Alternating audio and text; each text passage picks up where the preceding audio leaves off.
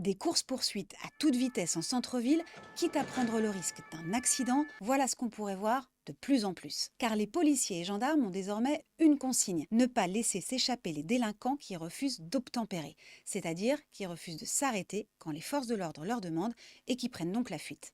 Cette consigne, elle vient du ministre de l'Intérieur, Bruno Retailleau. L'objectif, réduire le phénomène des refus d'obtempérer. Il y en a eu presque 25 000 l'an dernier, soit plus d'un toutes les 30 minutes. Jusqu'à présent, la course-poursuite n'était autorisée que pour des faits de grande gravité, quand le chauffard était armé ou quand il s'agissait d'un criminel dangereux. Avant de s'engager dans une course-poursuite, les forces de l'ordre devront évaluer le danger, pour eux et les citoyens.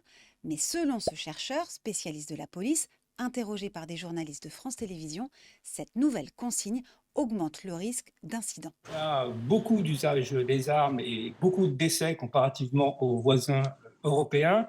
Et là, on rajoute une mesure qui va dans le sens de la confrontation. La course-poursuite est déjà systématique à Paris et en Île-de-France depuis 2020, mais aucune étude n'a été faite sur les effets positifs ou négatifs de cette mesure.